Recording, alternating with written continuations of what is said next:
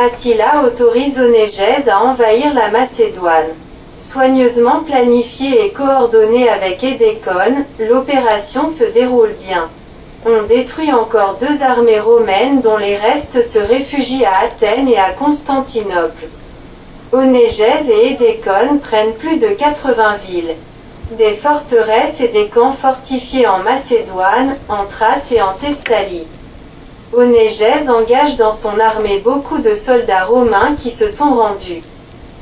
C'est un grand plaisir pour un ancien esclave grec devenu général et ministre 1. En automne 447, Attila arrive à Arcadiopolis. Commencent les revues et les défilés des troupes avec la démonstration des machines créées sous la direction d'Édécone.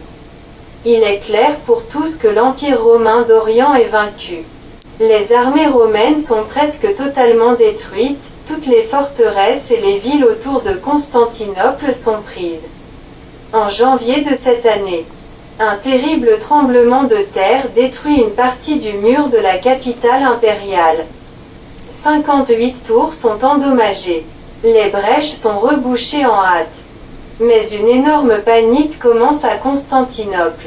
Les habitants pensent que Dieu les punit pour leurs péchés et leur aide au 1. Dans ces conditions, Aspar, le commandant en chef de l'armée romaine, après les négociations préliminaires avec Oreste, rencontre l'empereur Théodose qui n'est pas apparu une seule fois pendant toutes ces années de guerre sur les champs de bataille. Le général expose en détail la situation et conseille à l'empereur. Nos armées sont détruites. Il faut demander la paix à Attila. Il n'existe aucune autre solution. La réponse de Théodose est significative. Pensez-vous qu'il acceptera maintenant la paix?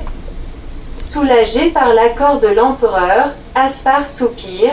Oreste dit qu'Attila n'attaquera pas Constantinople, si vous demandez la paix le premier. Théodose se réjouit. Je suis tout à fait d'accord. Envoyez-lui les parlementaires.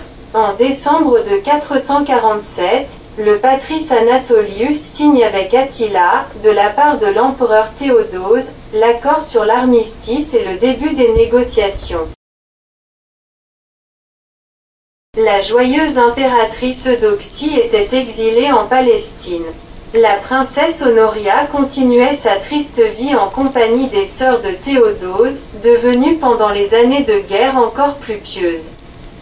Ayant appris la conclusion de l'armistice, que plus personne n'espérait, elle demande à l'eunuque Jacinthe, son fidèle serviteur.